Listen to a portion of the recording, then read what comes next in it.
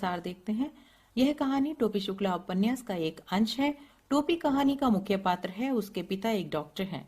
यूं तो उनके परिवार में 20वीं सदी पहुंच चुकी है, परंतु फिर भी परिवार अत्यधिक संस्कारवादी भी है। टोपी का एक दोस्त है इरफान। दोनों के घर अलग अलग थे, दोनों के मजहब यानी धर्म अलग अलग थे, परंतु फिर भी लेखक यह बताते हैं कि दोनों में इतनी गहरी दोस्ती थी कि दोनों एक दूसरे के बिना अधूरे थे, और उनमें जो प्रेम का रिश्ता था वह भी बहुत गहरा था। दोनों एक ही कक्षा में पढ़ते थे। इरफान के दादा और परदादा मौलवी थे। मरने से पहले उन्होंने वसीयत की थी कि उनकी लाश करबला ले जाई जाए, परंतु इरफान के पिता ने ऐसी कोई वसीयत नहीं की थी। उन्हें एक हिंदुस्तानी कब्रिस्तान में ही दफनाया गया था। इरफान की दादी नमाज और रोजे की बहुत पाबंद थी। वे पूरब की रहने वाली थी, इसीलिए मरते दम तक वह पूर्वी बोलती रहीं। वे गाने बजाने में भी रुचि लेती थी और इरफान की छठी पर उन्होंने जी भर का जश्न मनाया था। वे ईमान एक जमींदार की बेटी थी। उन्हें दूध घी बहुत पसंद था, परंतु लखनऊ आकर यानी अपने ससुराल में आकर इन सब चीजों के लिए तरस गई थी। लखनऊ आते ही उन्हें मौलविन बन जाना पड़ा था। इरफान की दादी को मरते समय अपना घर, आम का बीजू पेड़ और अनेक चीजें याद आईं। उन्हें बनारस के फातमैन में दफन किया गया। इरफान तब चौथी कक्षा में पढ़ता था और टोपी उसका अच्छा दोस्त बन चुका था। इरफान अपनी दादी से बहुत प्रेम करता था, क्योंकि दादी उसे तरह तरह की कहानियां सुनाया करती थी, और टोपी को भी इरफान की दादी बहुत अच्छी लगती थी। उसकी भाषा उसे बिल्कुल अपनी माँ जैसी ही लगती थी।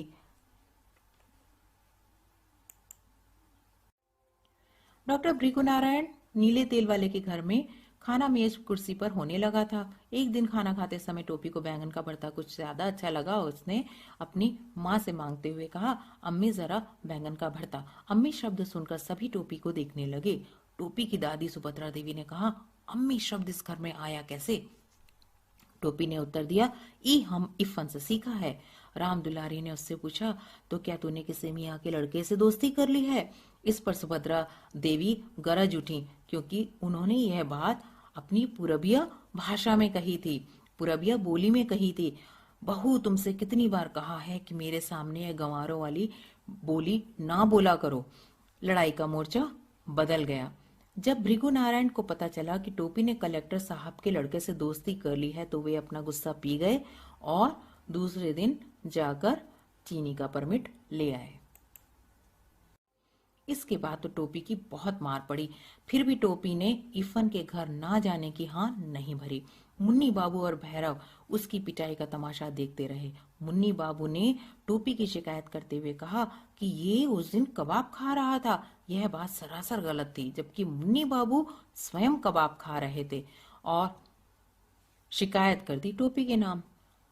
अगले दिन यह बात टोपी ने इरफान को बताई, और दोनों ज्योग्राफिया का घंटा छोड़ के यानी ज्योग्राफी का पीरियड छोड़कर स्कूल से निकल गए। उन्होंने पंचम की दुकान से केले खरीदे। टोपी केवल फल खाता था। टोपी ने कहना शुरू किया, क्या ऐसा नहीं हो सकता कि हम अपनी दादी बदल लें? पर यह बात इरफान को अच्छी नहीं लगी। इरफान ने कहा, मेरी दादी कहती है कि बूढ़े लोग मर जाते हैं, इसलिए तू चिंता न कर, तेरी दादी भी ज्यादा दिन जिंदा नहीं रहेगी। इतने में नौकर ने आकर सूचना दी कि इरफान की दादी की मृत्यु हो गई है। शाम को जब टोपी इरफान के घर गया तो वहां सन्नाटा पसरा पड़ा था।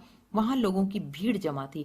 टोपी के लिए मानो सारा घर खाली हो चुका था। टोपी ने इरफान से कहा, तोरी दादी का जगह हमारी दादी मर गई होती तो ठीक भया होता। पाठ का अगला हिस्सा। टोपी ने 10 अक्टूबर सन 45 को कसम खाई कि अब वह किसी ऐसे लड़के से दोस्ती नहीं करेगा जिसका बाप ऐसी नौकरी करता हो जिसमें बदली होती रहती है, यानी ट्रांसफर होता रहता है। इसी दिन इरफान के पिता की बदली मुरादाबाद हो गई। अब टोपी अकेला रह गया। नए कलेक्टर ठाकुर हरिनाम सिंह के तीनों लड़कों में से कोई भी उसका दोस्त ना बन सका। डब्बू बहुत छोटा था, बिल्लू बहुत बड़ा था, गुड्डू केवल अंग्रेजी बोलता था। उनमें से किसी ने भी टोपी को अपने पास फटकने ना दिया। माली और चपरासी टोपी को जानते थे, इसलिए वह बंगले में एक दिन घुस गया। उस समय तीनों लड़के क्रिकेट खेल रहे थे। उनके साथ टोपी का झगड़ा हो गया। डब्बू ने अल्सेशियन कुत्ते को टोपी के पीछे लगा दिया। टोपी के पेट में 7 सुइयां लगी तो उसे होश आया। फिर उसने कभी कलेक्टर के बंगले का रुख नहीं किया। घर में टोपी का दुख समझने वाला कोई भी नहीं था। बस घर की नौकरानी सीता उसका दुख समझा करती थी। जाड़ों के दिनों में मुन्नी बाबू और भैरव के लिए तो नया कोट आया, परंतु टोपी को मुन्नी बाबू का कोट मिला। कोट नया तो था, परंतु था तो उतरन। टोपी ने वह कोट उसी वक्त नौकरानी के बेटे को दे दिया। वह खुश हो गया। टोपी को बिना कोट के जाड़ा सहन करने के लिए मजबूर होना पड़ा। इस पर टोपी और दादी का झगड़ा हो गया और दादी ने आसमान सिर पर उठा लिया। फिर माँ ने तो टोपी की बहुत पिटाई की। टोपी 10वीं कक्षा में पहुंच गया था और वह 2 साल फेल हो गया। एक साल उसे पढ़ने का उचित समय नहीं मिला तो दूसरे साल उसे टाइफाइड हो गया था। पिछले दर्जे के छात्रों के साथ बैठना उसे बिल्कुल अच्छा नहीं लगता था। अब वह अपने घर के साथ साथ स्कूल में भी अकेला हो गया था। मास्टरों ने भी उस पर ध्यान देना बंद कर दिया था। टोपी को शर्म आने लगी थी। जब उसके सहपाठी अब्दुल वहीद ने एक दिन उस पर व्यंग बाण कसा तो उसे बहुत बुरा लगा और उसने कसम खाई कि इस साल वह पास होकर ही रहेगा। लेकिन इसी बीच चुनाव आ गए। डॉक्टर भृगुनारायण चुनाव में खड़े हो गए। यूं तो वे हार गए, लेकिन ऐसे वातावरण में टोपी ने मेहनत की, पढ़ाई की, पास भी हो गया, परंतु तीसरे दर्जे में पास हुआ। और इस पर उसकी दादी उसे ताना देने से नहीं चूकी। कहा, तीसरी बार तीसरे दर्जे यानी कि 3rd डिवीजन में पास हुए हो, भगवान बुरी नजर से बचाए। तो यह था टोपी शुक्ला का सार। धन्यवाद।